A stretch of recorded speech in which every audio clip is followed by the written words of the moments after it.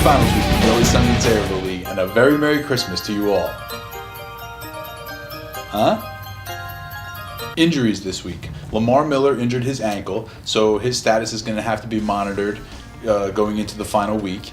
And the only other injury that's actually relevant is AJ Green, who's not going out with injury, he's actually coming back from injury. And the reason why these injuries are important is because the number 6 overall seed in these playoffs, Team Blumpkin, has done it again. He's taken down another top seed, this time the number 1 overall seed, Bootleg Crableg, by an ugly score of 91 to 79.5. With this win, Team Blumpkin advances to the first finals appearance in their franchise's history. And that brings us to this week's GOAT. As you can see by Johnny's video at the beginning of this episode, he was... Wait a minute. Johnny didn't send me a video this week. Alright, I'm going to start again. And that brings us to this week's GOAT. The Bootleg Crableg, the number 1 overall seed in the playoffs, coming off a bye, laid a historic stinker in the semifinal round of the playoffs this year, losing their game to the number 6 seed by a score of 91 to 79.5.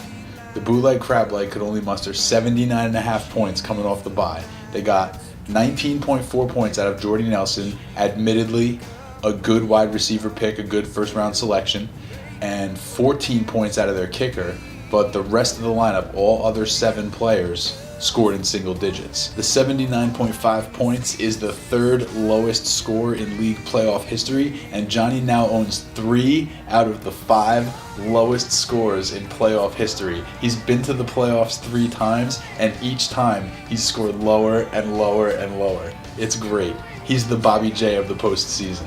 And for that, the Bootleg Crableg is this week's GOAT. The Bootleg Crableg will be drafting 10th in next year's draft. Alright guys, now it's time for this week's hero. Danny Mac brought honor to the name open slot this week, destroying the Moth by a score of 192.8 to 120.2. This 72.6 point destruction was the 3rd biggest beating in Always Sunny in Sayreville League playoff history. The 192.8 points was the highest score in postseason history, knocking the Moth out of the top postseason history spot and knocking the Moth out of the postseason. The Moth did work in round 1, but he ran into a buzzsaw in round 2, and he is eliminated from the playoffs, and he will be picking 9th in next year's draft. As for the open slot, he got 39.6 points out of Brandon Cooks, who just had a great day. He got 27 points out of the Miami defense against the Jets, thank you very much, and 26.8 points out of David Johnson. The rest of his team pretty much performed great all the way across the board. The only guy, like the lowest scoring player on his team was Steve Smith, and he died like 3 years ago. Everybody performed well, obviously.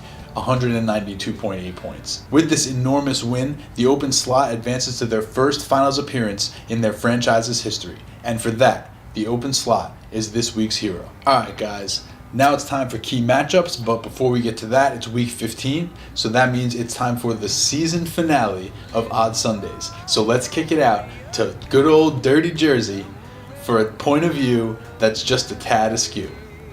This should be upbeat. It's Always Sunny in Sayreville.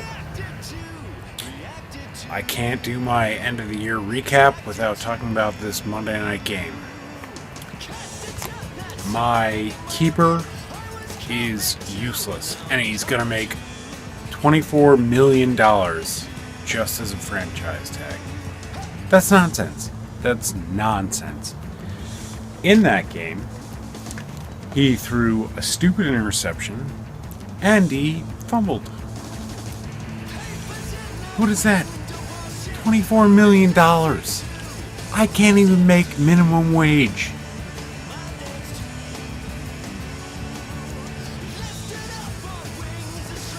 We're wasting our lives.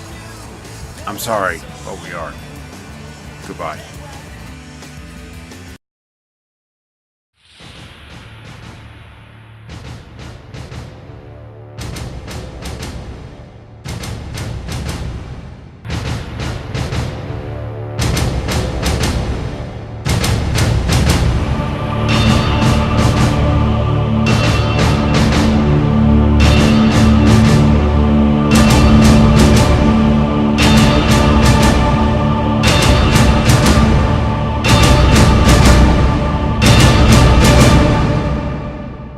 right, guys, key matchups. It's come down to two teams battling it out for the 2016 Always Sunny in Sayreville Championship.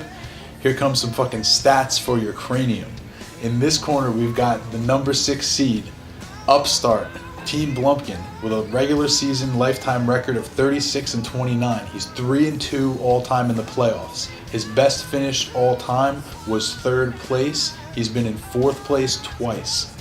In this corner, we have the number 2 seed, open slot, regular season points champion.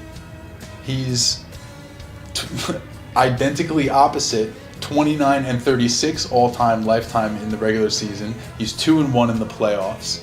He also, his highest finish is 3rd place, which he did one time, but every other year he's either finished in 7th or 8th place. These two teams have never met before in the playoffs. In fact, they've never even made the playoffs at the same time in the same year before this year.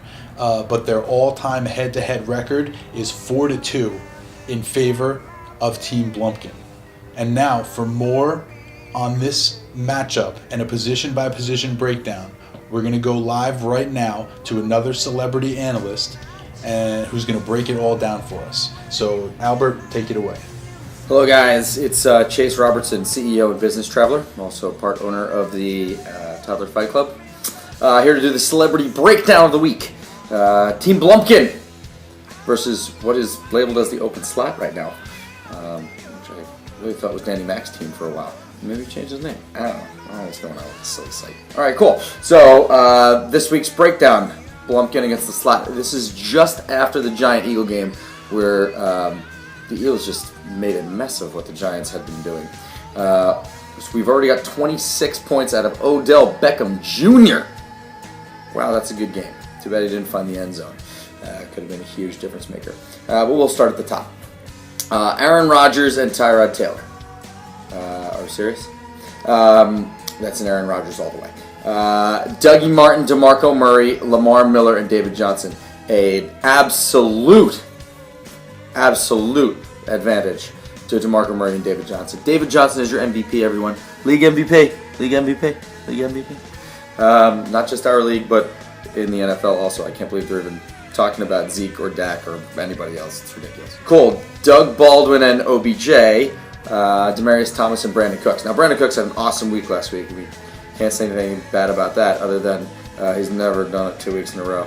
And OBJ just dropped 26. And Doug Baldwin is the best receiver of all time.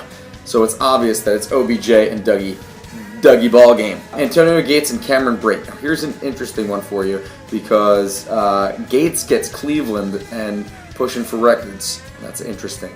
Cameron Brate at New Orleans and Tampa pushing for a playoff spot.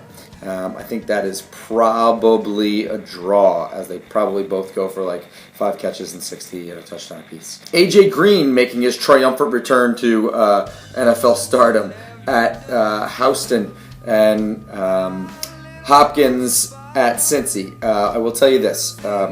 Hopkins has been a piece of dog shit all year, and no one has missed his wide receiver more than the Red Rifle himself. So slight advantage to AJ Green on this one, but we'll see how much he plays. But Hopkins has been dog shit, so there's that.